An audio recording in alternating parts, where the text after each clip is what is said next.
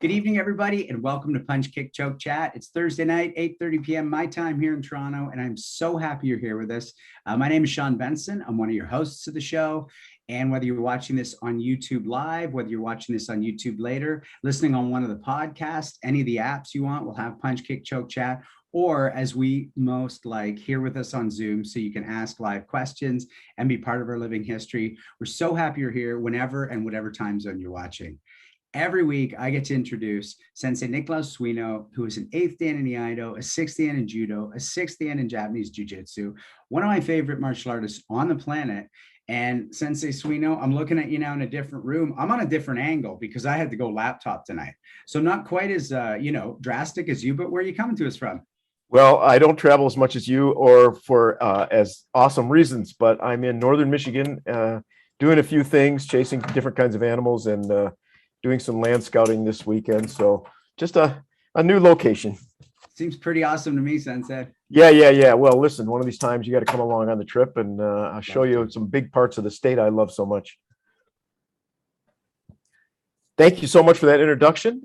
Each week it falls to me to introduce Sensei Randy Dofan. Many of you know him, but as you know, he's a student of Panchi Legacies and mine. He's a 7th Dan in karate and a 4th Dan in Iaido, multiple time champion in both fighting and kata, all around great guy. And one of the things I wanted to mention and make sure we mention tonight, Randy, is your fundraiser for cystic fibrosis. I just wanted to tee that up because I know it's been going on, and I know that it's good for us to keep the heat on it, keep the word out there so people can continue to sign up and help out. Thanks so much for that, Sensei. Yeah, I haven't even really started. I know the GoFundMe is set up. And I know we're somewhere like already raised, like somewhere around $1,000, but it is good to talk about. On December 3rd, I'm going to turn 50. And it's funny because when Sensei Legacy turned 50, he had us all come to the dojo and a whole bunch of us fought him and he beat us all up. And then actually Sensei Pierson got wind of that. And then he wanted to do something like that. So I think he was around 55 and he came to the dojo and did something like that.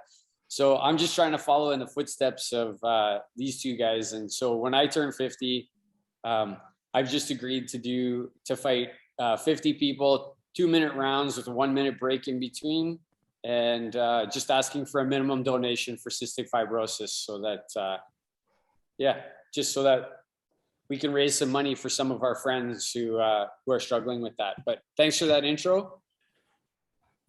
And I can't wait to see you, Sensei, as well. Like the borders are opening for real this time, and I'm looking forward to getting together. Me too. So, each and every week, I get to introduce Sensei Legacy and also our guest of honor, which this week is Sensei John Pierson. So Sensei Legacy is a 10th black belt, and that was awarded to him by his teacher, Anthony Sandoval, who actually is also a 10th black belt. So get his 10th Dan from a 10th Dan, which it's not surprising, but he's a member of the Canadian Black Belt Hall of Fame. He's an author, and you're going to hear a lot of the similar names when I do this introduction. So he's a student of Harold Warden, Benny Allen, Richard Kim, Anthony Sandoval, and he's actually also a student of Sensei Suino and Iaido. Sensei Suino and Sensei Pierson have been like friends with each other from, well, if not before I was born. I think it was the same year I was born was when they became friends. And that's in 1971, I believe, or maybe 1970. But that's my introduction tonight for Sensei Legacy. And he's in different setting tonight too, but it's not as glamorous as where you are, Sensei Suino. Yeah. And he's not chasing animals around. But now I'm going to introduce Sensei John Pierson, who also was a student of Harold Warden's, and also was a student of Benny Allen's, and also was a student of Richard Kim's, but primarily was a student of Sensei Legacy's. And he received black belts from 3 different people, one of them being Richard Kim, one of them being Benny Allen, but most of his gradings came through Sensei Legacy. Very interesting thing about Sensei Pierson is the night that Sensei Legacy walked into the dojo, Sensei Pierson was there. Like, so from day one, ground one, he was there. He also ran a bunch of karate schools and trained a lot of people in his time. One of them that he helped to train was Leo Laux. And he's been there in person with Sensei Legacy for a lot of the stories that we talk about. So he was there when they were in New York City fighting Sato. He was there in San Francisco. He trained in the beaches with Benny Allen. He was there for all of those things. Again, I mentioned this before, but for me, I'm really proud that when he turned 55, I had the chance to fight with Sensei Pierson. He's a person, one of the few people on this call that he and I have actually traded hands once or twice, which that's pretty cool. And I can tell you, if you think you're going to have an easy ride with Sensei Pierson, you're really mistaken. He's probably going to kick the shit out of you. But I also want to say happy birthday because Sensei Pierson just had a birthday a few days ago. And we won't say how old he is, but he's a few decades old.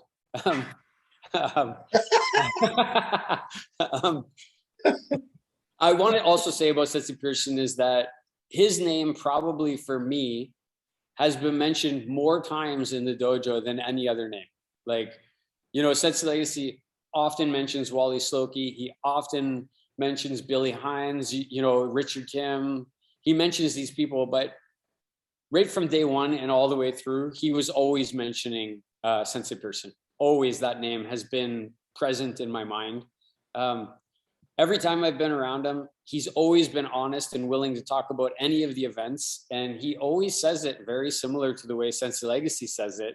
You know, he uses his own words, but the tone and the outcome is always the same. As a matter of fact, when we talked this a couple of days ago, he gave me some information about Sensei Legacy knocking a guy out with a wheel kick who came in to Harold Warden's dojo and was trying to run through everybody. So maybe we'll get into that a little later. I really want to say that Sensei Pierson helped to build something that for me is foundational in my life and changed my life forever. He was there in the beginning. He deserves to be a part of this group, of this history that we've been building and these people that we've been talking to. And I'm extremely proud to know him and extremely proud to call him a friend and a brother. And that's my introduction tonight for Sensei John Pierson. And yeah, so back to you, Benz. Thanks, Sensei Dofan. This is awesome. I'm so excited to get into this chat. I'm going to make this next little bit brief. Just as you know, when you're watching live, we want you to be a part of our history. We want you to find that chat button down below, smash that button with a great question for us. Robert, who's running the behind the scenes, he just put up, please enter your questions for Sensei Pierson here.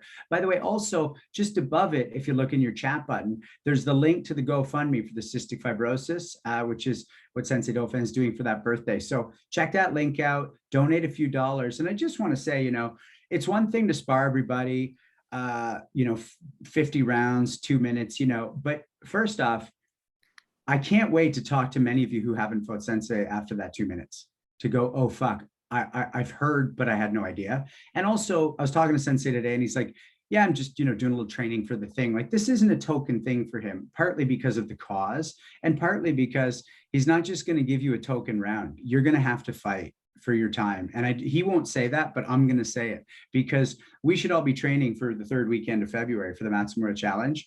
But I really recommend that if you're going to be fighting Sensei, you maybe get some cardio in, you maybe get used to being punched a few times. He's making humble faces, unless I've got the date of the Matsumura Challenge wrong, but you want to show up ready to actually have a fight. No, you're making it harder on me. Like, you're making don't train at all. Don't practice. Don't do anything. Eat a huge meal. Have the biggest breakfast you've ever had before you come in here. Yeah, right. I love that. Okay, well, I'm gonna pay for that in my 2 minutes. But anyways, I'm just saying that's something that I know my teacher's taking very seriously. And I take the cause, but also the time in the ring very seriously with him. So the other thing I want to say is you're listening to 5 adults on a phone call that happens to be video, and you're privy to that conversation. And I know we're privileged that you're here, but you might hear language and things you don't like. And if you don't like it, we don't give a shit. We're happy you're here, but we will not be censored by you or anybody else because that's the joy of these kind of chats. And especially with 2 old friends that go back literally to at least the beginning of our branch of martial arts, as far as we know it through Legacy Shorin Ryu. There could be some stories that that we're excited about, and we don't have to watch our tongues. With that said, Sensei Pierson, how are you tonight? I'm very well, thank you, Sean. It's And great thank to have you for here. inviting me onto the show. It's a no-brainer for us. You know, you really are foundational to the martial arts in this area and in Canada, but also to why we're here. This would not exist without your role in all of this. Let me ask you the question that I ask every single guest we have, and it's actually one of my favorites, is what was it like growing up for you? What brought you into your first dojo, and why did you stay?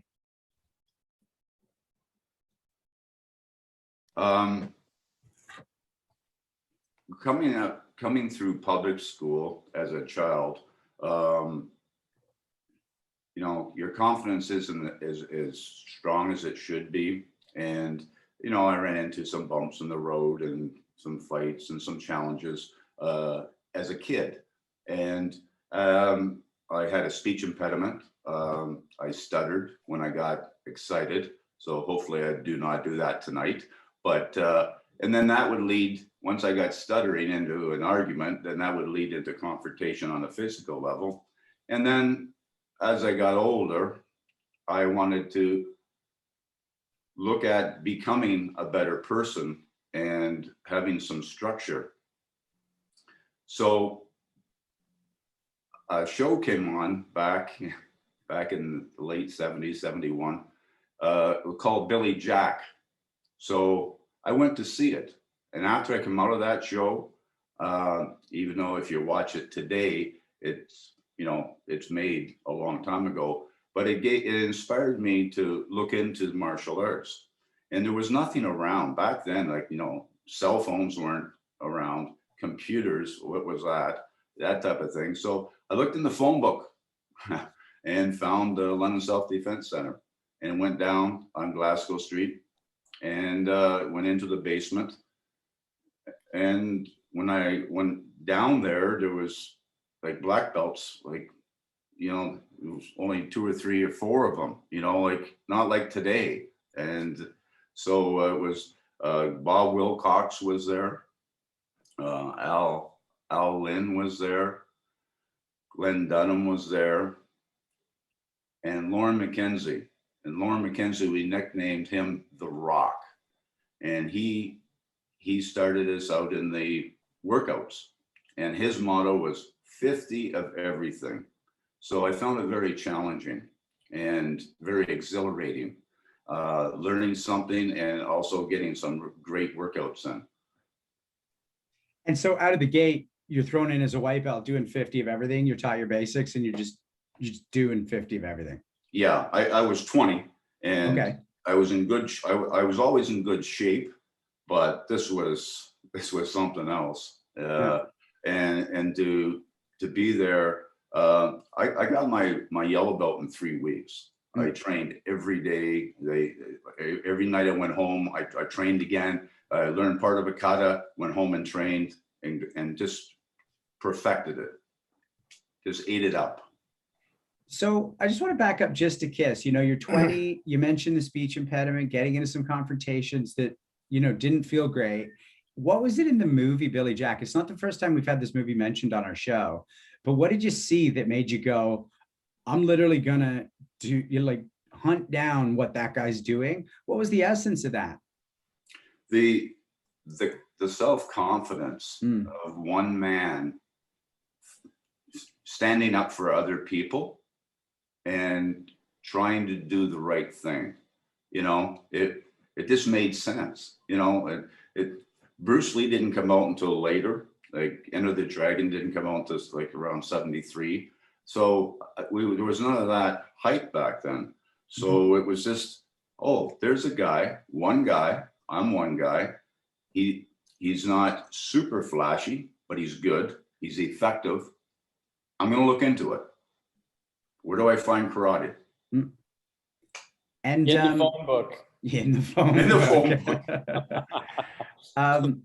And did you find that feeling within yourself real soon, or did you clock it in the people around you and you stuck around to get it? When I joined the school? Yeah, like how long did it take you to find that confidence, or was it the other people's confidence in the club that made you go, this is where it is? there wasn't very many people there when I got there. Yeah. Like it was on tatami mats. It was actually a judo school, and then I went down and sat on a bench, and Harold Warden come up and approached me, and I said, I'd like to join. How do I do that? So that's what I did. I joined, and then I just partake. And there was a guy there, Jack Dunham. We called him Stretch, and he was very flexible and great kicker. And then like shortly afterwards, Sensei Legacy joined.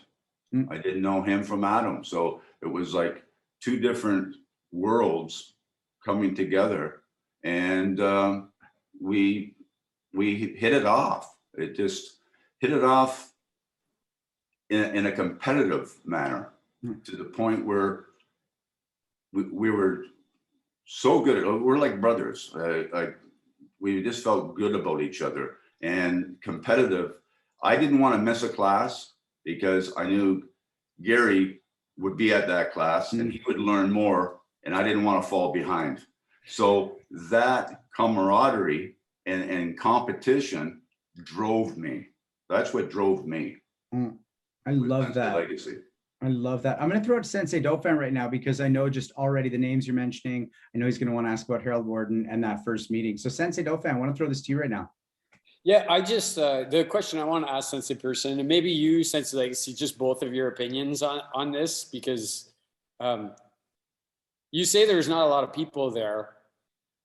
And maybe that's probably true to today's standards. But I think those people that were there, like, what's your take on those people? If you compared those people to the average dojo today, I feel like in my mind, I picture those people like killers. Like, they're just, everybody in that room is like a very uncommon person, even amongst uncommon people, if I can coin a phrase. So maybe Sensei Legacy, I'll ask you, like, you know, Jack Dunham, John Pierson, like these people, when you go in that room, what's it like when you're first eyeing these people up and interacting with them? Well, they were like, John was a yellow belt, and Jack was a blue belt. And so those guys hadn't developed to be to their full potential. But I remember there being like 40, maybe 45 students in each class, maybe even 50. After a while, at the very beginning, when I walked in, as I told you, I came down the stairs the first time, 40 or 60 people key-eyed, and I thought, well, I don't know if I want to go down there or not. So I sort of left. And the next night I came back. And when I came in, and this is just the truth, I came in, I sat down on that bench that he mentioned, and I looked at all the people there, and out of all of them, in my mind, I said to myself, I want to be like that guy, just by watching the form and the way he handled himself and that. And he was my first person that I looked up to, even though he was a yellow belt, as opposed to, say, being a black belt, he still had something about him that stood out. Thanks, Sensei. Yeah. Sensei Pierson, those people, like they're pretty tough guys. Yeah, they were. There was a gentleman named Doug Summers and his brother Jimmy.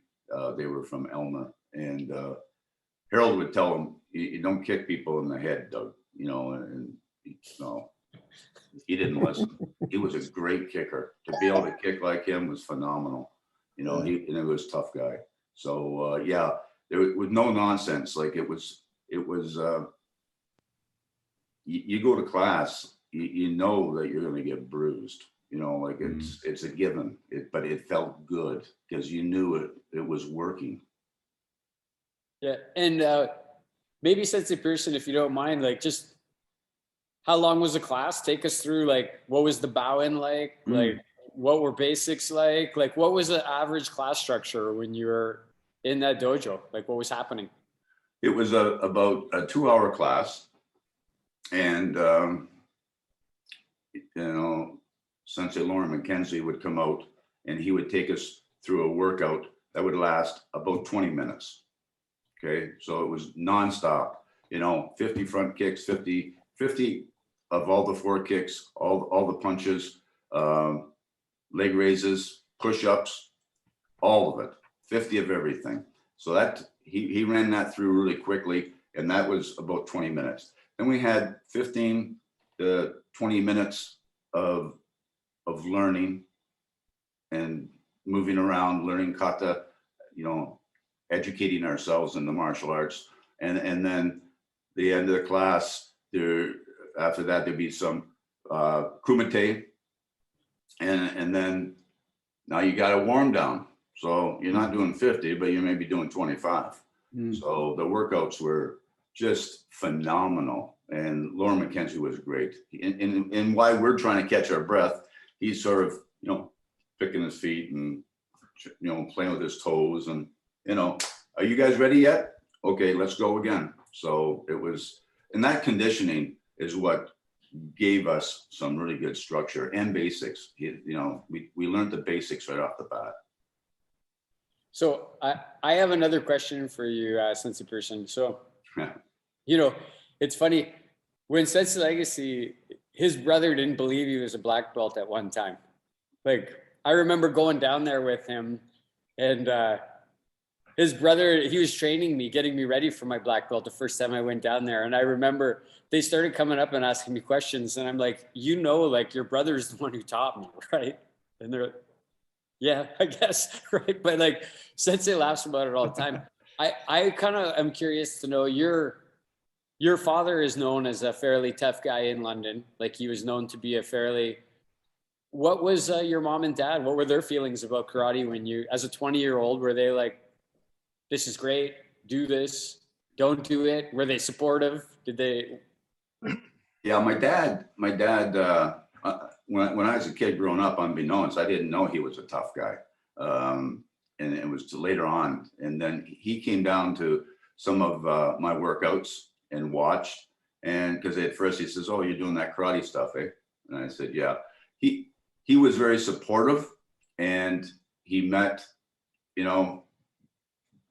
Gary and really fell into a liking and love for Gary, knowing that him and I were like brothers. And Leo, he really took Leo under his wing a little bit. He always went to go for coffee with Leo and talk to Leo, but no, very supportive. He just came from a different era of street fighting and boxing. He was actually a boxer. Sensei, yeah, I'd love to ask you. Back to you, Benz. I'm not sure. I just want to punch it back to you. That's great. I'd actually love to ask you about Sensei Harold Warden. I mean, we've heard a little bit about him on the show, and he's trained a lot of, people that keep coming out for us, and just whatever your impressions are about him would be fantastic. Yeah, Harold, great guy. I credit Harold for wanting to have his students learn from the best. He's seen how the students were excelling through our workouts, through our internal competition, and realized that he had to do something for his students, which led to us going to tournaments. Hey, we're going to go to the tournament. He told me this one time. He says, we're going to go to the tournament. You're going to see a guy that can kick faster than the average man can punch. And I laughed at him. I said, yeah, show me. And that's the way Gary and I were. Show us. Like, we don't believe anything. We need to feel it. And so we went to the tournament. That's the first time I saw Sensei Wally Soloki. And at that time, his title was the Canadian North American Grand Champion. And he was phenomenal. And I just fell in love with how he did his moves, how he did his kicks, his punches. He just moved like a cat. And when he sparred with somebody, it was like a cat playing with a mouse. And he was just so technically good. And and then Harold brought Benny Allen, Wally Soloki, Billy Hind, Bob Douglas down to our dojo to teach us. And they would come down and you know, I don't know how it was going, but Harold was paying them to come down and to teach us, to make us better, to show us what was possible. And I really, really credit the man for doing that. And I appreciate it. It's really awesome hearing you say that, because the one thing that's come up for us a lot in our 50 plus episodes of the show is that sometimes people wish there'd been a bit more of that back in the day, because karate and the different martial arts could be really territorial. And I love the humility you're describing. Someone who was sort of ahead of their time, almost, in a way, it sounds like, in terms of sharing knowledge and recognizing their own limits. Absolutely. Like, when we started out, it was kind of a bastardized style. We had a little Kempo, we had a little this, we had a little that, and we were putting it together, and we were going to tournaments, and we were doing well just on that basis. But Harold had the insight or foresight to say, listen, I need to get a hold of these guys. And he went, whether obviously he didn't know them, Wally and Benny, he didn't hang out with. I feel he went and approached them and said, would you come to my dojo? What would it take to come to my dojo? And made it happen for his students. So you can't buy that. You know what I mean? So. How old was Harold? I've never asked this question before, Sensei Legacy, or how old was he when you two joined? Like, how old was Harold Warden when you guys came in the dojo? I would think in his late 30s. What do you think? Harold didn't take a lot of the classes. He was busy running the school, and after, and like Sensei Legacy said, it got busy to where there was 20 people joining a night, 5 nights a week. And then that dojo, we outgrew that dojo. But that was my favorite dojo. It had the mats. When you did a kata or fought on the mat, you were a little bit slower, but when you went to a tournament on the tile or on a wooden floor, we seemed to gain speed because of that. You know, it's funny, I noticed we've almost come a fair bit full circle, because a lot of these clubs started in judo clubs and YMCAs with judo floors, and a lot of clubs are finding their way back to mats right now, which, you know, I personally love for my knees and my ankles. It's great. Sensei Suino, when he was talking about, you know, he knew Sensei Legacy would be a class, so he wasn't going to miss that class. I really saw your eyes light up, and I know partly because of what you know of Sensei Legacy, but also how important is having that trudging partner? How important is having that collective of men and women who, you know, if you miss, you're missing a lot? It just helps so much. I mean, that should be in the list of the top 10 things that you need to become a great martial artist, is a great training partners, and in particular, somebody who drives you to get better. You know, I know I had it in a number of different martial arts I trained in. And sometimes if you're close in age to your sensei, that, you know, your sensei can be that person. But I think for most people, when there's a lot of space, you need somebody kind of in your age group and energy level. It's really important. Yeah, I love that. I do think this isn't about me, but I did miss that a little, because I was always in and out because of my acting, and Sensei Dofan was pretty much my only training partner for over 2, maybe 3 years. And I got the benefits of that, but yeah, I didn't have that guy my level where we could creep incrementally above each other. But it's nice to hear that you had that, Sensei Pierson and Sensei Legacy. Oh, Sensei Legacy was my biggest competitor at that time, and he kicked the crap out of me several times. And I'd go home and work out some more, come back and try to get him again, you know. But that in a healthy way. We were never bitter about it, even though, you know, he cracked my ribs or smacked me around a little bit. But his speed was phenomenal. Like he was unstoppable. He does say that you once, maybe in the basement, you once hit him in the nose once, and he did tell me a story that you once maybe hit him in the nose, and he had to straighten his own nose out one time while you guys were fighting. We would where I lived in a townhouse, I made the basement into a dojo. We had mirrors at one end, and we'd go there, and there'd be Gary and Jack Dunham and Merv Sharp and myself and Gary Hales. He would come down from Toronto to help. He wanted to work out with us guys, eh? And that one time, unfortunately, I broke Sensei Legacy's nose. Panchi, is there anything, Panchi Legacy, you want to add about that idea of driving one another and of having a training partner who's, right at that level? Like, you want to talk about that at all, or? Well, we're talking about it right now.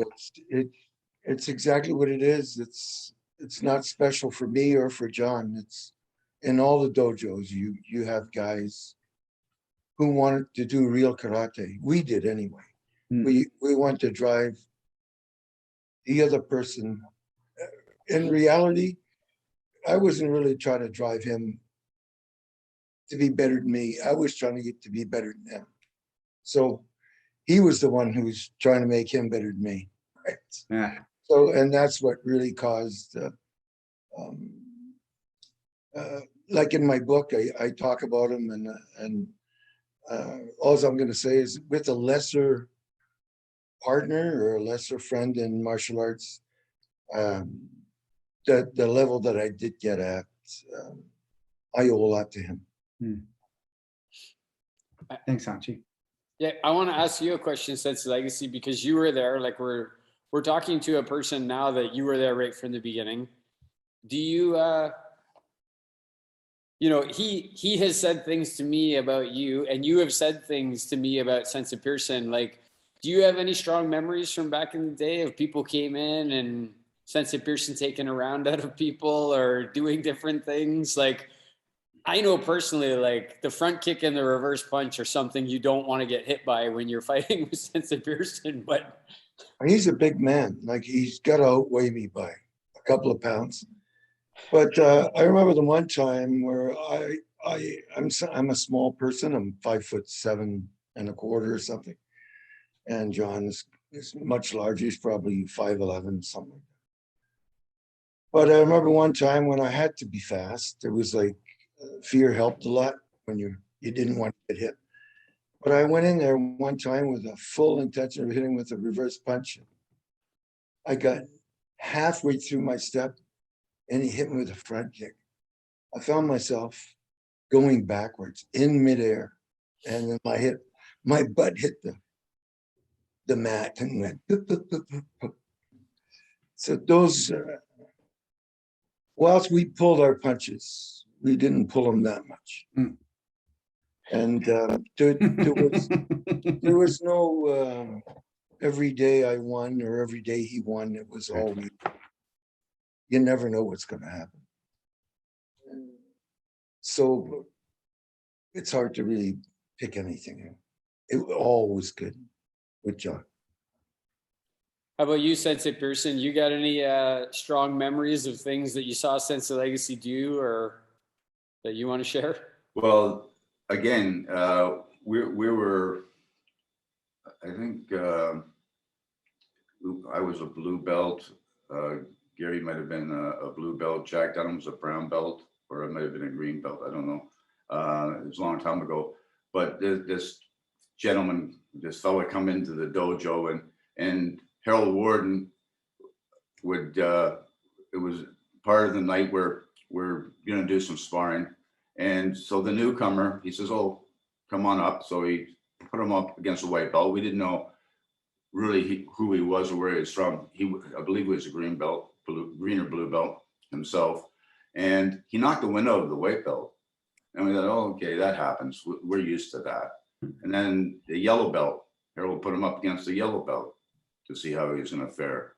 And boom, he literally knocks the wind out of this guy. And then an orange belt, same thing. So then after 3 or 4 of our students getting their wind knocked out of them, we knew what was going to come. And Harold just looked around and said, "Gary, up." Gary got up, stood in front of this guy, did a spinning wheel kick hit him in the jaw, knocked him cold. And when he come to, the guy apologized. He said, I came in here thinking I was going to run through this dojo. And he said, I apologize, guys. So that was a lesson learned. But you don't come into our dojo to do that. I would. Yeah. I would. Let's find our way to Benny Allen. Let's find our way to Toronto. How did that transition start to happen where you started to train with him more? And was there a point where you transitioned completely to be his student? Can you talk about that? Sure. What happened is after Harold Warden had Benny Allen come down, then he would say, okay, on Saturdays, you guys are going there, hey, so there would be Jack Dunham, Merv Sharp, Gary Legacy, and myself jump in the car and go down to Toronto, and Benny Allen would give us like a private lesson and teach us. And you'll see a lot of pictures, even in Gary's book, there was a picture of Benny teaching us in that, and he was phenomenal. He taught at that time 3 Canadian champions: Wallace Loki, Teddy Martin, Tony Fassetti, and to be in his presence was awesome. He talked above us in some instances, and then all of a sudden you'd be training, the light bulb would go off. That's what Benny Allen meant, So, and then ended up, Gary went down a lot more because him and Benny became not only student sensei relationship, but very close friends. And again, Gary had such a charisma about him, and still does, that he attracts people of that caliber to him. And then can I show you a picture? Please. If that works out, I'm sure you've seen that one before. But Gary Hales is in that picture. Benny Allen is there, and then the 2 bookends, Gary and myself on the ends. But he took me down there to get graded, and while I was down there for that day, all of a sudden Billy Hines says, "Hey, Pierson," and we're going to spar before the class. And he literally, Sean, kicked me around, punched me around, and I thought, oh, I'm going to do terrible here. And I was awarded my black belt, and everybody came up to me and said, "You did really good against Sensei Hein." I said, "Yeah, I was a punching bag." I have the utmost respect for that man, and rest in peace. But he was a powerhouse, and he taught us, he taught me that about intent, about when you're standing in somebody and you're going to, throw a punch and make contact, how to do that. And he broke it down, and it was just, the teaching was one-on-one, and it was phenomenal. I loved it. That sounds like the word I keep thinking of. It's delicious. Like and the way you're talking about it is just dripping with like sweat and knowledge. Absolutely. And back and when we trained in our dojo, I think Sensei Legacy will remember this. We used to go, when we were done our workouts, we'd wring our gis to see who got the most water out, most sweat out, and they were drenched.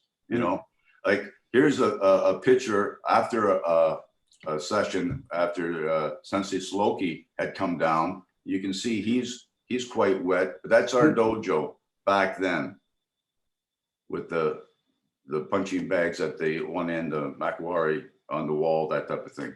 So yeah, we trained hard, and we loved it, and we didn't want to miss. I didn't want to miss it. I didn't want to miss a class for that reason.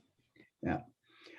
Sensei, I want to ask you a question. It's something I really love to ask, and I want to keep talking about that time with Benny Allen and the transition to Richard Kim. But let's just talk about, you did take a little break, and I think you would have come back to a different type of sparring, perhaps, and a different sense of what that is. And it's a question I ask most of our guests, which is, you're from that blood and guts era. you're relishing that time. And then there tends to be, you know, a little more padding these days, more mouth guards. How do you feel about all of it? Like the benefits you got, the benefits people get today, where does that sit for you? What's your I perspective? understand that the masses want to, you know, and no one wants to go to learn something and end up with a broken hand or lose a tooth or anything like that. I get that, but I found when I came back that the pads, I went, these are like pillows. What am I doing here? I had to adjust my style to accordingly a little bit with this stuff. They were there for people's protection, but you also unleash a little bit more because you want to make sure that we wanted to make sure that we hit each other, so we knew there was no doubt the punch was in. We had such good control back then. It was phenomenal. Like you just either decrease the juice, as we called it, or increase the juice, and went at it. Yep, I hear that. Sensei Dofan, where do you go with the idea of control without or with pads? You sort of straddle both eras. Yeah, I was going to say I straddle the era because Sensei Pierson and I were talking about this. For me, like I did my black belt grading without equipment. The first black belt tournament I was ever in, I wasn't wearing equipment. There wasn't equipment. I have a picture on the wall there of me fighting in Sarnia with no equipment on. When Sensei Legacy and I fought at his 50th birthday, we weren't wearing equipment. When Sensei Pierson and I fought at his 55th birthday party, neither one of us were wearing equipment. And the reason why I started to wear equipment in the dojo is because Sensei Legacy told me to. He just said, this will be better. We'll be able to train longer. It was really just to be able to extend the duration of how long we were training. And I don't know. I would ask Sensei Legacy to correct me if he thinks I'm wrong, but when Sensei Legacy and I were fighting often, it was like you're standing in the pocket, like, and you're moving so fast. And yeah, it's good. Like Sensei Legacy has incredible control.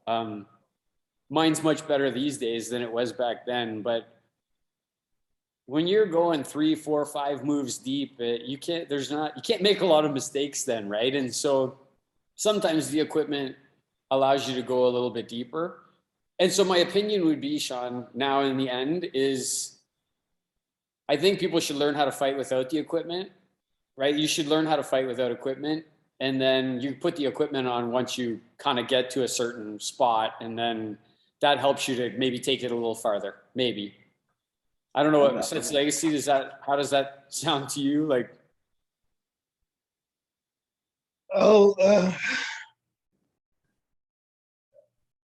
I don't like the equipment.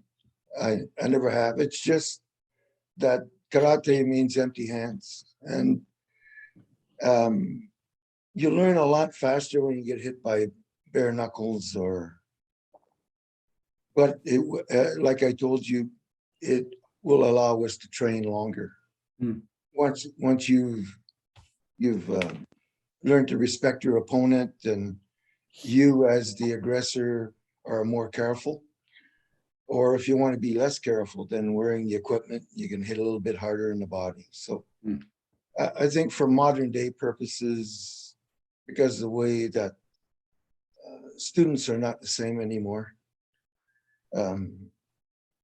I think that equipment is necessary because people don't take it as serious as they really should when they have the equipment on. You know, they're just bouncing things off of their forehead. Whereas if I was going to say anything good about myself, is that I would say from fighting without equipment, that I became very, very accurate. I had very, very good control. You know, I remember, Sean, that Sensei Legacy once, this just jarred a memory of mine.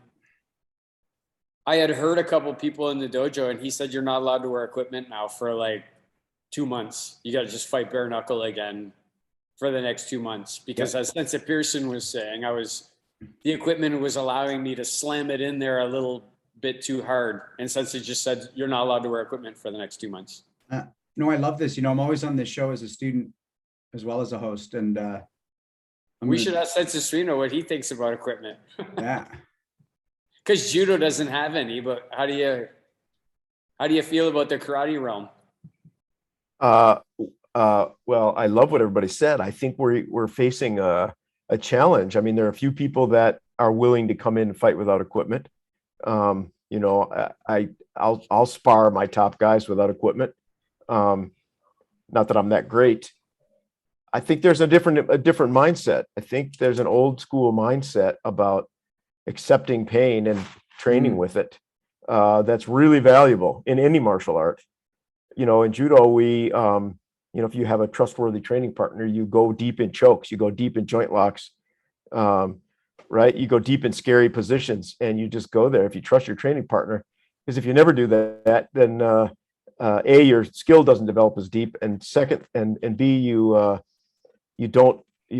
panic when you encounter it in strange situations. So I'm a fan of it. I don't think it's possible to train karate in large groups without equipment in this day and age. And when Maybe you just black belts. Say again, Sensei Pierson, I missed the first part. Maybe just have some special black belt training that way. You know, once you've reached black belt, you know you're starting to get serious about the martial arts. You know, I caught my first couple belts without equipment. Like I think I bought my foam gear when I was a yellow belt, but we weren't using it in the club yet. I just thought it looked cool and could spar with my brother who didn't do karate. And I like the idea that when I get back to class Monday night, some of my yellow belts are going to feel elbows for the first time on their hands. Like, I like that. It doesn't have to be all the time, but that's what I mentioned about being a student. Like, I like the idea that, oh, right, I think some of my students haven't ever sparred without gear properly, and it's time. So thanks for all this. would you feel different if you train with equipment all the time and you were in the street fighting somebody who wasn't wearing equipment? I'm just asking that question. Yeah, it would be different, I think. It is different. Not it would be, it is Yeah. different. Karate is was born at a street level where you had to destroy or face people with weapons and stuff like that. So, you know what they say, you know, a little sweat and blood in the dojo, there'll be less sweat and blood on the street. It's a toss-up. It's a bit of a toss-up. Well, thanks. I appreciate the chat. I really am always so curious about that, and I just learned a lot. Sensei Pierson, let's come back. So you got your black belt from Sensei Benny Allen, and then did you consider yourself a direct student of his, or were you still a student of Sensei Warden, and you just happened to be grading with a more knowledgeable person? What was that relationship with your teachers like, and when did you become a student of Richard Kim and Panchi Legacy? What had happened was that the big boom of the martial arts was coming in at that time, and the schools were growing, and you know, Sensei Legacy had, you know, Karate Canada and some other schools. I was taking care of a school up in Godrich with Mike Diamond and Ron Tyndall. So it was Harold had kind of moved on or disappeared after a while, unfortunately. And I know Sensei Legacy was always looking. That's why we ended up in New York. He was always looking. There's got to be something more. There's got to be something more, because we could only be taught so much with Harold.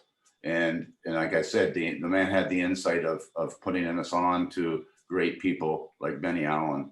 So and that's where Gary shone. He always looked for more. What's after this? What are we going to do then? You know, so that's where his appetite went forth. And so then in terms of your instructors, how did you sort of consider who your teacher was at different times? I would say Benny Allen and Gary Legacy. Yeah. Gary really took care of me through some tough political times back then. Even with tournaments, you go to certain tournaments, you're wearing the wrong crest. It didn't help you back then because it was so political. But the cream rises to the top. So that's how we looked at it. And that's how we trained.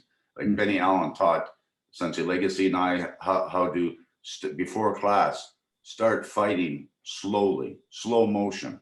And we just move around. And by the time we're ready to get into class, we were going full tilt. We just speed up, speed up, speed up. But that enabled us to be able to see how to deliver a punch or a kick, and also how it was coming at us. So when a person moved, Sean, we anticipated a lot of those movements. Like one of the fastest guys I've ever seen was Rick Joslin. He's been on the show, and I have so much respect for that man. It's unreal. He was a leader of his time, and I could never beat him. Sensei Legacy beat him, but on speed. And Rick Joslin could hit hard and move fast. So, was there any thought even given to the fact that you outranked Panchi Legacy by a belt, and now you're going to become a student, or was it just second nature? Was it just obvious that's what you're going to do? Was there a conscious choice? No, it just evolved. It was just like he just moved ahead. He excelled. I thought I ate it up, but he really ate it up, and it was his niche in life. That's why he is where he is. And I give him so much credit, because not only is he good, he's a man's man and he is good, but he walks the walk and talks the talk. Yeah. And I want to talk about, the formation of the school, but I want to actually just chat about any of your thoughts or experiences with Sensei Richard Kim and your ratings with him. Yes, we actually, Sensei Legacy went there a few times to San Francisco. I went once, and he put a special meal on for the Canadians. He said the crazy Canadians. But anyway, he really wanted the martial arts to be more of an educational experience, but also I remember in the dojo, he'd go pop, pop, pop, pop. And he said, if you hit a man with your best shot and he does not go down, you better be able to outrun him. So he was realistic, he trained realistically. He'd be in as old as he was then, he would do a front kick against a post in a school, and it would vibrate. Like there was power there. He was just a sought after instructor and philosopher. And I have a picture. So this is us. I don't know if you can make it all out or not, if I got it too far away or what, but you have Sensei Legacy, Richard Kim, his right-hand man, Leon, myself, where am I? Over here. Yeah. And a gentleman named Dave Lahive. So he was one of our students at that time, he was driving us around. When Richard Kim came in town, we showed him a good time and total respect. And I think from that, we received more knowledge than the average people. Same with people like Donnie Warner that had seminars. Like he had a seminar with Benny Allen, Bob Biglish, and Wally Slokey. And then Harold did one the following at the end of the year. And those seminars were phenomenal. And I think that was the one, was it not, Gary, that we first saw Benny Allen at that one? And he wore a t-shirt and he's doing all these movements and we're going, what's that guy doing? Didn't know who he was. And there was a few comments that we soon regretted the saying, but anyway, we got his attention, or at least Gary did. So, yeah, this is something I've never asked, and I think maybe Sensei Dofan and Sensei Legacy chatted about this, but that story's been described a few different ways. But when you look back, what was it about the way you were moving before and the way Benny Allen was moving, because it's so integral to how we all now move, that seemed so peculiar and different? And what did it end up being for you? He took, this is my opinion, Benny Allen took it from just from A to B, a punch from A to B, and he put technique, where we learned technique and speed equals power. You know, up until then, we were just doing technique, you know, when you're doing your karate punches. Now he got it into a whip, you know, and he'd whip it out there. And that's where I think Sensei Legacy really excelled, because he got that right off the bat, and he would use that constantly. So I gotta ask Sean, because as a person, you don't have to talk about the location if you don't want to. But you know, Benny Allen did once like give you a strike into the chest, like he hit you with a 1-inch punch. Could you describe what that was like for everybody? What it was like to get hit by Benny Allen in that situation? And well, as I mentioned before, you know, Sensei Legacy and I, you know, people would say things and we'd say, you know, show me.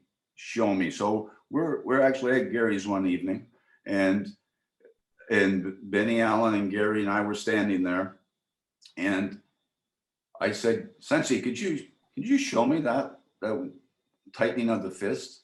And he just put his hand loosely on my chest and then tightened it, and he threw me up against the wall. My legs come up, I slid down the wall. I wasn't hurt, but the power, I loved it. I mean, wow. That now I'm intrigued. I want to know more. I want to know how to do that. Sensei, we're going to come back in a sec, and I want to just chat about you know, the legacy Shorin Ryu and your time as that was being created, and what that was for you and your input. But for right now, we're going to do our 10 questions. So all of our guests get the same questions. We ask that you answer as impulsively as possible, but then feel free to expand your answer as you wish. What's the most effective move in your martial arts arsenal? Reverse punch. I'd have won money on that. If I don't want money too. Like if somebody said, "Here's $1 billion, Randy," bet what Sensei Pierson's going to say. I would have won $1 billion more on that bet.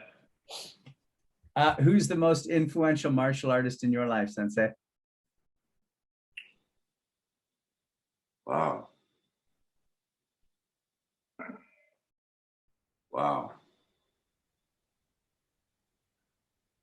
Right now, I have to say Panchi Legacy.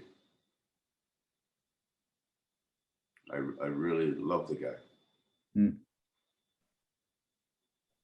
Who's and the on most... that, Sean? Yeah. When you had mentioned I was on a hiatus and I came back, and he had just started doing the white.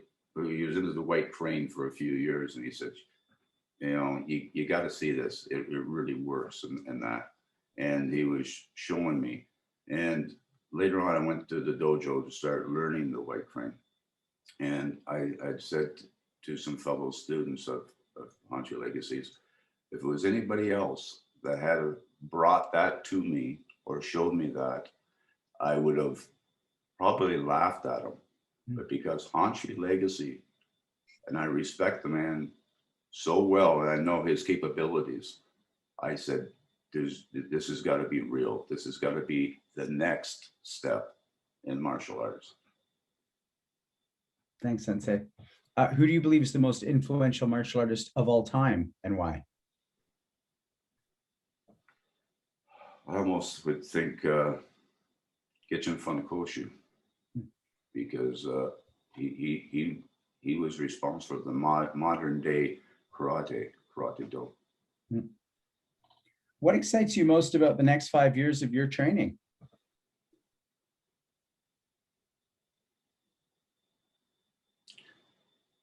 to get back into dojos, to learn some of the white crane, and I'd like to be able to pass down whatever little knowledge I could to some lower belt students.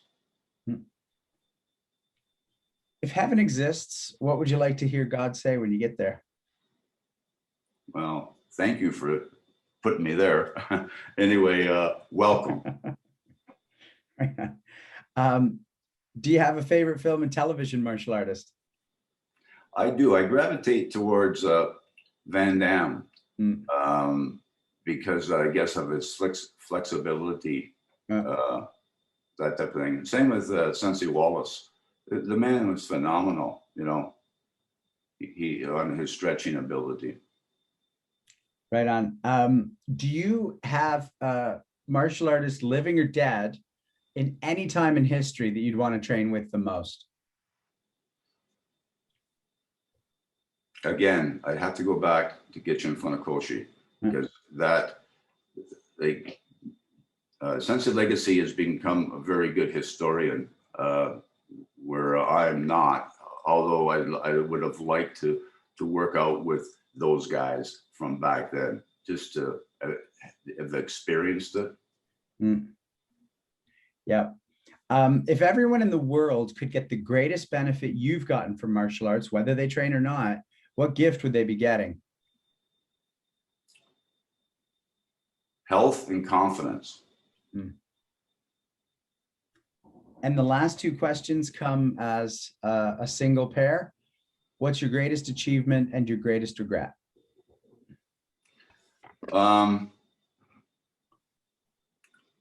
guess with the Goddard School in 1978, we went to Hamilton and won a team trophy. In 1975, I won the heavyweight championship in London at the old armories. And then my biggest regret, I wish I had trained harder and smarter. Whereas you guys, your students today, Hanchi's Legacy students, Sensei Suino's students, they're getting such a knowledge base now that is phenomenal, and more educated instructors like yourself and Sensei Dofan, that you're creating, I think, a stronger martial artist. So that's our 10 questions. Let me throw this to you real quick, Sensei Suino, because he did mention harder and smarter, and then mention your name. On one hand, we talk about harder in the blood and guts era when there wasn't as much knowledge, but man, did those men and women earn something that sometimes is missing today. And then smarter, sometimes people could be too smart for their own good in the arts. Where's that balance for you? You have to have the head and the heart. Martial arts is physical. And so if you don't get in there and bang, you're not truly learning martial arts. But isn't it true that we have better nutrition, a better understanding of fitness, better understanding of how training skills scaffold, better sports psychology, a better understanding of history and more information available to us? So if we use our heads well now, the potential is amazing. I love what's possible now. I have amazing students, and if they want to learn something, they can go out and learn it, right? Yeah, using their heads to go out and learn it, and then they can bring it in the dojo and learn it with their bodies. Yeah, so I think we're making better martial artists. Hanchi Legacy mentioned something last time about a hockey player from today, a mediocre professional hockey player from today would go out in the 1920s and score 50 goals in a game. And you got a GSP or somebody with that level of skill, complete rounded fighter like that, fighting I'm just picking the UFC as an example, but I think it's true in the higher levels of any single martial art as well, would just clean up against somebody who 50 years ago. And in 30 years, it's gonna evolve like that again. It's gonna be, I hope I live long enough to see it. the resources, but it all is based on the fact you have to get in there and you know, if you're a striker, you have to get in there and strike and be hit. And if you're a grappler, you got to grapple. There's no substitute for the physical practice. Thanks, Sensei. Really appreciate that. Sensei Dofan, I want to throw this over to you just to talk about, you know, the formation of our club. And I know Sensei Pierce was a part of that. And I know you know a lot more than I do about it to guide the questions. Yeah, I will. Before we leave the smarter topic, though, I just want to add something to that, because I remember Sensei Legacy saying, like, honestly, when I was like a white belt or a yellow belt, and I hope he nods his head, I'll choose a smart guy over a tough guy every time to be my student. He always said that the smarter guy is always going to prevail. And I think if you have an athletic aptitude and a brain, and it's funny because Sensei Suino mentioned GSP, think of your favorite USC fighters and think of the ones who are like elite, super elite fighters like a GSP. He's a super intelligent, very articulate man. Like when he talks, he has very deep thoughts. His strategies, his mental strategies for fighting are very well developed. And yeah, I mean, I say all the time, Sensei Legacy is one of the smartest guys I've ever met. Like when I drive with him and we're talking about things, he always, and let's, you know, smart is deep, right? He's a deep thinker. Sensei Pierson's already said it, right? Like he was always driving after something. He was always thinking there was something more, right? Thinking. That's the key, right? Like always thinking, right? So yeah, I love that topic. But anyway, you asked me, and so I will ask the question. At some time in 1971, Legacy Shorin Ryu was formed. A crest was created. You, Sean, and Sensei Pierson and Sensei Legacy and we all like really love that crest.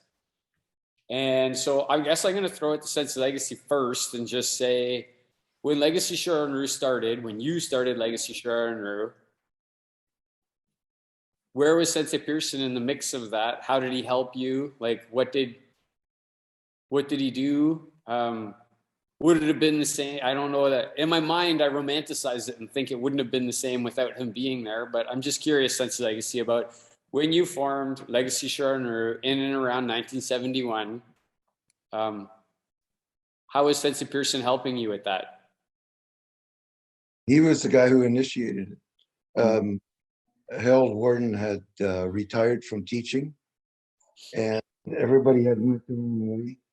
And John Pierson either called me or came to my house and said, look, I think if we want to keep the club together, if you came and sort of helped lead it, that we might be able to keep it together.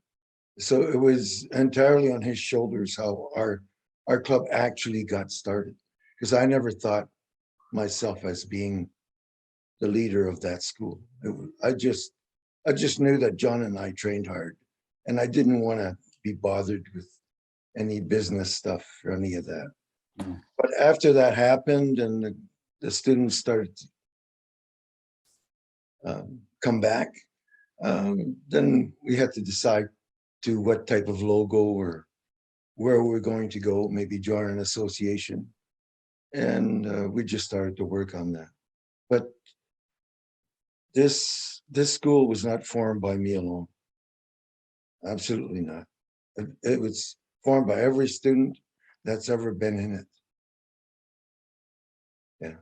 We were just the guys writing on the paper. That's awesome, Sensei. Sensei Pierson, what are your thoughts about that beginning time of Legacy Shorin Ryu?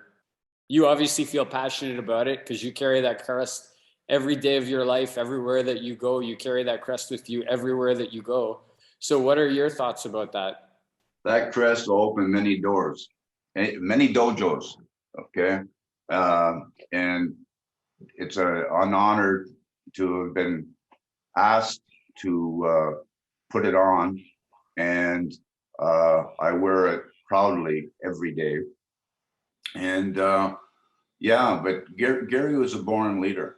You know, he is a leader of men's men, and he led the way. He's a tough competitor. He won a lot of tournaments. he just plowed through everything. He took there was no for an answer. And he went off and he found Anthony Sandoval, and he's expanded his horizon so much that he deserves where he is in this world as Hanchi legacy.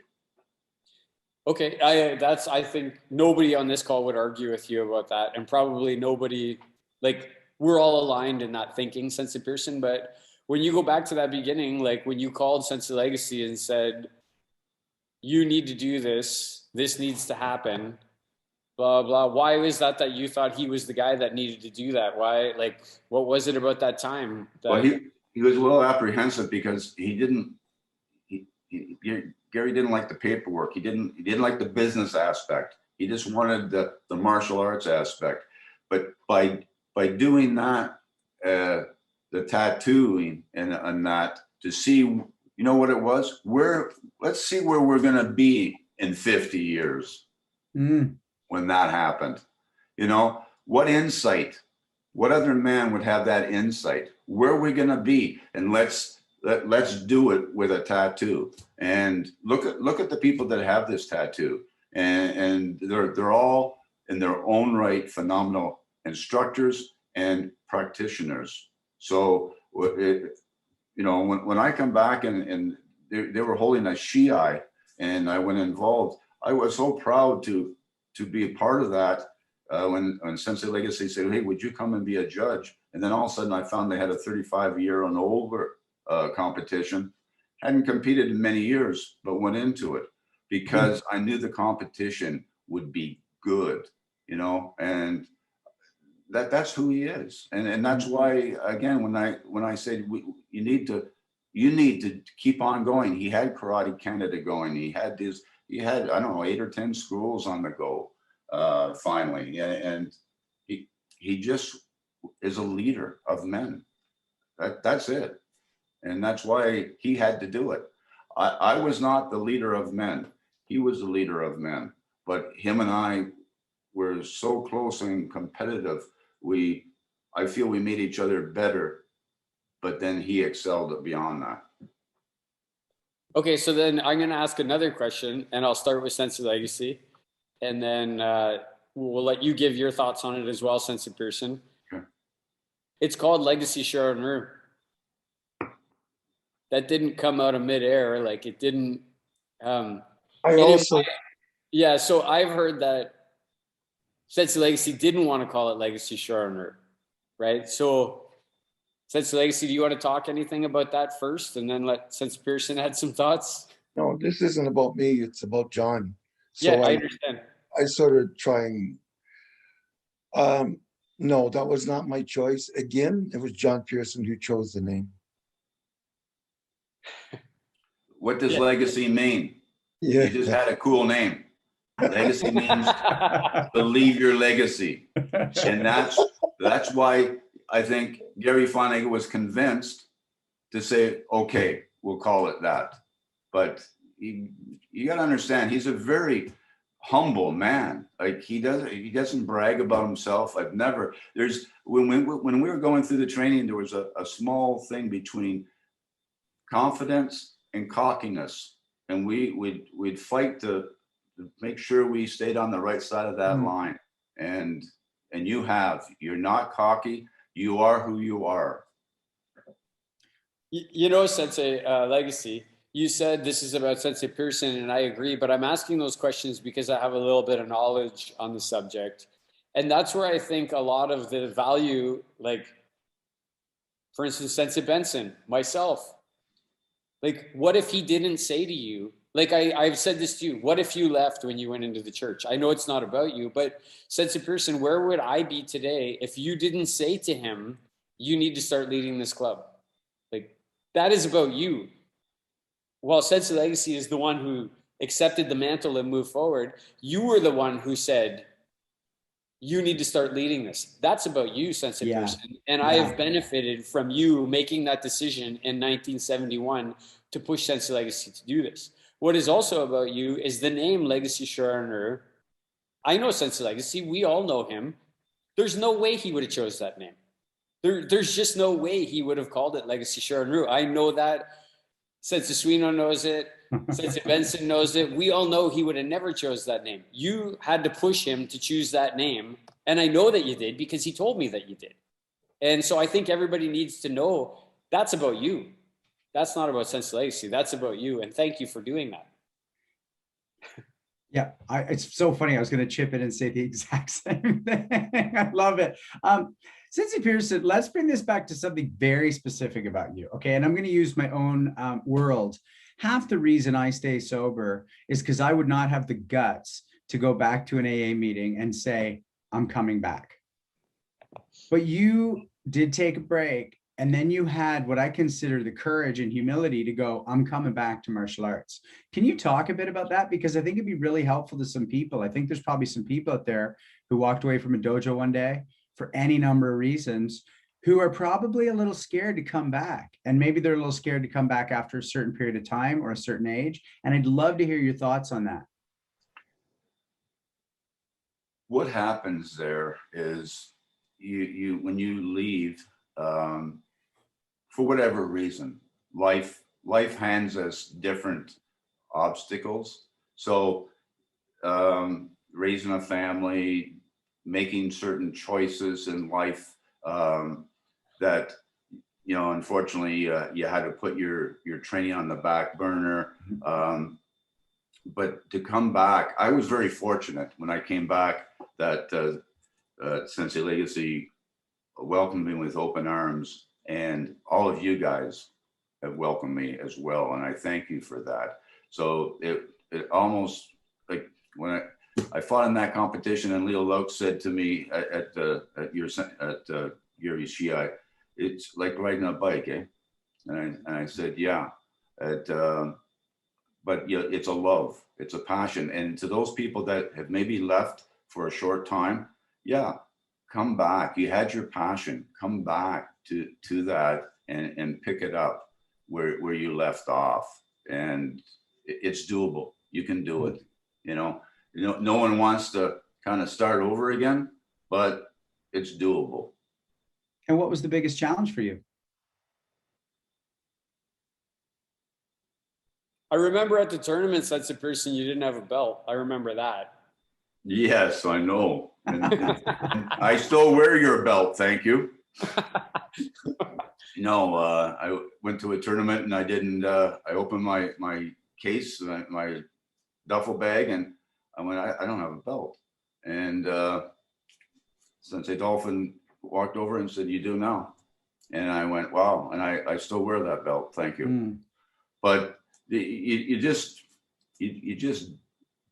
do it. You need to overcome. You need to go back to your passions. If you're a person that's fallen out and fallen away, come back to the fold. But martial arts, it's a family as well. You know, like when we went to tournaments, we had a blast. We'd go down there to a tournament on a Saturday, stay overnight in the hotel, and come back on the Sunday. It was a camaraderie, and that family. Just come back. If you've fallen away, come back. I love that. I love that. Question from Justin Shea. I love this question. It's sort of a what if. Sensei Pierson, how different would you think your martial arts would be if you trained with Richard Kim first and then Benny Allen?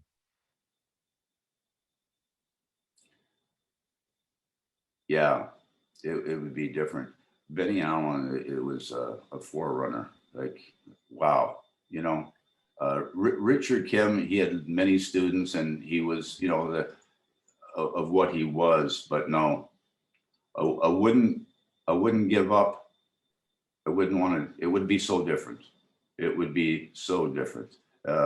Benny Allen is more, how do I say this without, I don't want to be disrespectful, but in the same token, from the street, you know, when he taught you something, you knew it worked.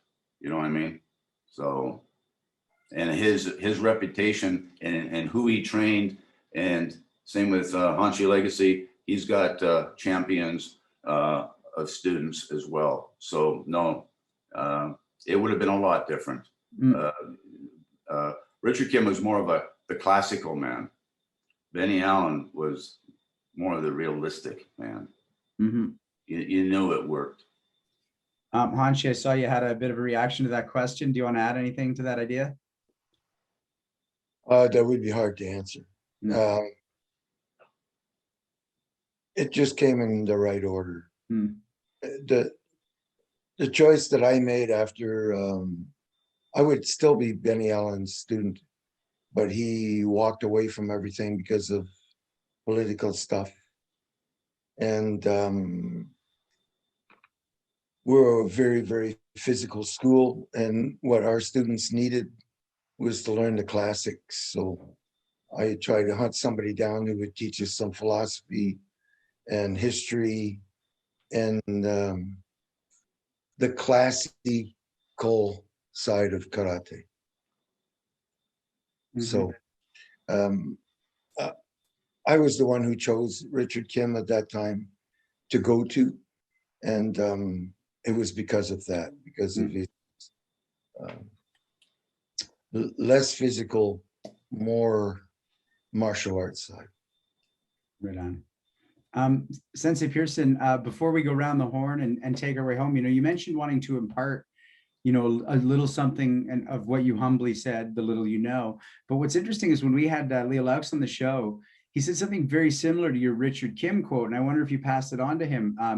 And then I just want to ask you quickly about, your joys of teaching, because he mentioned if you can't knock someone out with your best technique when you get a clean shot on them, then you better go home and practice your basics like right now. And you mentioned the same thing about running away. And so first off, I'm wondering if that's something you taught him. And secondly, is there anything you want to talk about with teaching? We've talked about your path as a student for a lot of this. Well, again, you mentioning Leo, and I love Leo. He is an awesome person, gentleman, first and foremost. But Leo has a switch that he is a gentleman, and then when the switch goes, you don't want to be in front of Leo Laux. Leo first come into our dojo, and his dad wanted to, make sure my son learns. Make sure. So we did some boxing. Glenn Dunn was let's put the boxing gloves on and whatnot. And there was a soft spot, and I hit Leo, and I gave him a black eye. A few years later, he gave me a broken nose with a reverse roundhouse kick, and just blood came gushing out. So to be part of that teaching, just like then, he learned from Gary on how to be a fighter. He learned from me on whatever I was able to teach him, but to what he did with it and excelled is phenomenal. And today, Leo's be around 63 now. And I don't think I'd want to be in front of his kick. When he was 16, he could kick and punch like a 250-pound man. And we couldn't hold him back. He was just that good. So I'm proud of him and students like him. And all you guys, you guys are good. You guys are good, or you wouldn't be where you are. I just love the idea of something coming through from you through your student in that way. It really, you're very humble about it, but it strikes me as so legitimate. Sensei Dofan? Yeah, I just was going to say, Leo is pretty clear that that what you're talking about, that he had talked to Jack Pierson over coffee. And it was actually Sensei Pierson's dad who said to him, you got to develop one technique to the point where you can stop somebody. It was actually Sensei Pierson's father who had said that to Leo. Leo was pretty clear about that and has never shied away from that ever since, if you ask him. My dad used to say as well, I might not win every fight, but they knew where I was at the party. Oh, that's awesome. Yeah. I love that. Sensei Pierson, if you've watched our show, you know that we make our way out by going around the horn. We start with Hanshi Legacy and we go through and we just chat about our time with you. And other than a bit of housekeeping, the last word will go to you. Hanshi Legacy, what do you want to say? Geez, I think we've said it all. I see John every day. John's my friend, and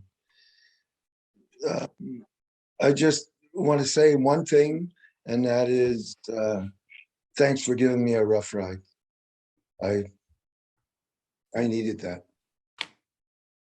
That's it. Thanks, Hanchi. Sensei Suino. Well, this has been a great chat and a little different for me because, each time we have somebody who is either closely connected to the legacy family or the extended legacy karate family, I learn a little bit more.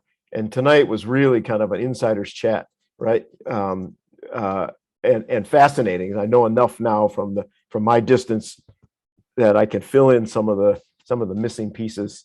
So thanks so much, Sensei, for joining us tonight and for filling in some of those pieces.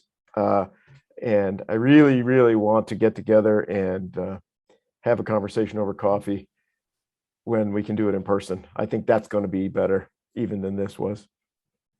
Thanks, Sensei Suino. Sensei Dofan? Yeah, so Sensei Suino, the only thing I would take exception with, and I think Sensei Legacy would as well, is that you are an insider and you should never describe yourself as outside of this group of people. You're inside of this group of people always. And you have been for a very long time. Not for a short amount of time, for a very long time. You've been inside of this group of people. But Sensei Pierson, I've talked to you. I remember the first time I met you. It was across the street in St. Thomas. It was across the street from the dojo. And I can't remember what it was, the Salty Pickle or whatever the name of the bar. It's changed names so many times. But I remember Sensei Legacy saying to me, I was going to take off after the black belt class. And he's like, no, you got to come across the street. There's somebody I want you to meet. And he wouldn't say who it was. And then I remember we came in, and I don't know if you remember, but that's where we met, was across the street. And he said, Randy, this is Sensei John Pierson. And I remember we talked about a lot of things on that day. And, Sensei doesn't want this to be about him, but it's really hard to talk about you and not talk about him, or talk about him and not talk about you. Like, it's like, I don't know. Can you talk about any of the figures from World War II, any of the political leaders from World War II without talking about each other, right? So I remember that day, and tonight was not much different than that day in the way you described things. I'm happy because the way I want it to be is the way it actually is. Like, in my mind, the way I want things to have been in 1970 and 1975, when I hear the two of you talk, it is that way. I'm not making it up in my mind. It's not a fantasy. That's the reality of how it was. But, so tonight, to hear you talk about the movie Billy Jack, and that's what brought you in, I love that movie. I'm going to take my right foot and put it on your left ear, and there's nothing you can do about it. I love that. Like, that's what a great reason to get into karate, right? London Self-Defense Center, Bob Wilcox, Lauren McKenzie, Merv Sharp, Jack Dunham. I'm so happy to have known all these people and in different places and times, but it's nice to hear you talk about it and picture you all as young men together in the same place. That's, I might romanticize it, but I know you all well enough to know, right? Yellow belt in 3 weeks. I got a bunch of students who are here tonight who've been here for like a month or two, and they're probably going, what the fuck? Like, why am I not a yellow belt right now? Right? But anyway, I'm a little bit fascinated. One thing, Sensei Pierson, I'd like to talk to you about a little more over coffee sometime is your dad. Like, I'd love to hear a little more about your father. He's a person who's come up more than once on Punch Kick Choke Chat, and kind of there's a little bit of a mystique about your dad that I'd like to get into for myself. I really wish I could have trained in that basement dojo with you guys. Like, when you romanticize things, when Sensei Legacy would describe things, I just always in my mind was like, man, I wonder if I could have lived up to it back then. Like, you tell yourself that in your mind, I wonder. And that's the thing that really has driven me to try and be good and keep, like, is that image of like 1975 and you guys being in the basement. You don't think about it when you're doing it, but today there's people like me who are like, I really wish I could have been there, and I want to be good enough to have been there. Like even though I couldn't be there. I didn't know that you fought Billy Hind to get your black belt. That's very interesting. I'm really happy to know that. You know, the slow motion fighting and the motion study. It's nice to hear you talk about that because, you know, Sensei Legacy learned that and he passed that along. And oftentimes we still do that. We still do motion study today. Like it's something that, you know, 50 years later, people are still doing that. Love hearing about that 1-inch punch. You can tell that story on Punch Kick Choke Chat, every Punch Kick Choke Chat, and I would never get tired of hearing about that 1-inch punch story. Should have felt it. Yeah, I wish I could have. Like, I really wish I could have felt it. I like that you said reverse punch. All the great fighters so far have said reverse punch. All of them have said reverse punch. And you and Sensei Legacy both said welcome. Like, what would God say? And you just said you hoped you would say welcome.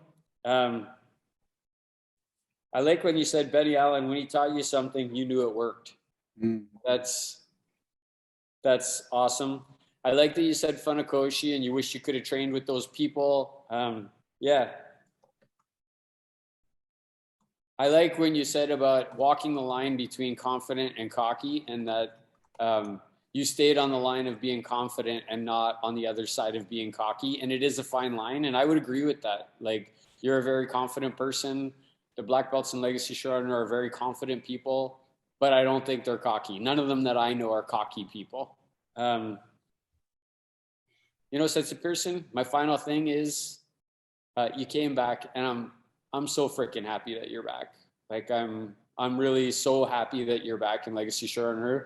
And I hope you keep training, and you're always welcome here. And any place that I am, you're always welcome. And I got your back, man. So thanks for coming on here tonight. Well, thank you. And am I up now, or? I'm just going to say a couple quick things. Sensei, you know, the one thing right out of the gate when I asked you about the Billy Jack, and you just said, you know, he's one man. Well, I'm one man, and he's a good man. I think maybe I could be that. Like, when out of the gate, the idea that like when I was 20, I was not looking to be a good man. And when I hear the simplicity with which you describe that, it really gets me, because I had to find my way to that. And, you know, the thing that I really take from our conversation is humility and depth and weight. You know, when you're talking about something, it's like, you might describe yourself as not knowing everything, but you know what you know, and it's so damn clear. And it goes back to the biggest thing I wrote down, which is show me. And I love that. I think if every martial artist who was teaching something had to be able to show it, you know, when asked, there'd be a lot less aspersions cast on any martial arts. And I think you embody that. So I just want to say thanks for that, because I now also, like Sensei Dofan said, like that's a standard I'll bring into my training tomorrow. Are you just doing this, or would this work? Does this work? Absolutely. And you know, like I said, anything I could do over again was train harder and smarter, for sure. And, you know, again, we really didn't hit on it too much about New York, and I won't go on and on about it, except, you know, Hanshi Legacy had the foresight. We went there, just him and I, and we went into this dojo where the Nakamura, he was a 6th degree, and we were going there to be invited to see if we wanted to join an organization, his organization. And he was having a big tournament in New York the next day, and he had some special guests there from Japan. And this one guy was supposedly the bare knuckle champion.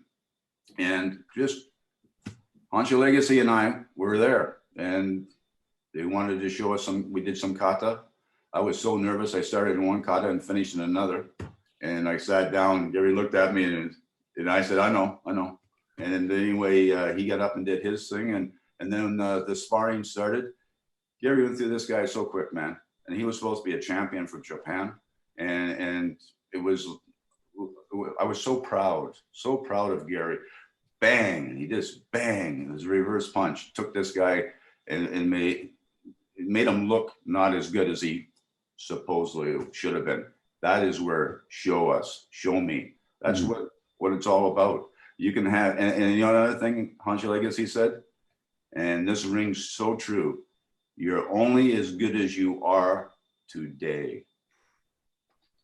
So get back into the dojo, guys. Get back and train. You're only as good as you are today, and move forward. So if it wasn't, and then when they invited Gary into the room to say, okay, are you going to join? Said no, and we walked out. Blew their minds. Yeah, I bet it So he was looking for something. I didn't know what he was looking for, but he found it. And, you know, we're all thankful he did, because to me, he is today, and he's going to be very humble on this, but he is today what Richard Kim was of yesterday. He has led the path and has passed down and got good knowledge, not bullshit knowledge. He got good knowledge, and you guys have good blood. Like, we didn't have good blood. We were learning Kempo karate. We were learning Shorin Ryu. We were learning this. We were learning that. He funneled it into what you have today for your layout of your style. Thanks, Sensei. And we now know, and this is your humility, that you're a part of that too, and a fundamental part. Sensei Dofan, you know I love to throw it to you for our next week's order of business. Next week's us. It's a host chat. So we're gonna get into all kinds of crazy bullshit next week. Yeah, bullshit. Before we do that, I just want to mention that this show is being sponsored by Legacy Shorin Ryu and the Japanese Martial Arts Center. That's the two schools that sponsor this show. If you want to be a sponsor of this show, you should contact us. We're happy to do that. One of the things that I also want to say is, you know, if you want to sponsor this show, you know, you're thinking, what's in it for me? I could probably talk Sensei Legacy into wearing your t-shirt if you're in Canada, or I probably could talk Sensei into wearing your t-shirt if in the United States and you want, or maybe both of them for that matter. I'm not going to wear your t-shirt, but they might wear your t-shirt, because it's most important that they wear the t-shirt. If you want to get a Punch Kick Choke Chat shirt like this, Woo. you can just, Robert's already slammed it up. You can go there and you can get that stuff. Not just a t-shirt, you can get a coffee mug, you can get a pen, you can get all kinds of stuff with the logo on it.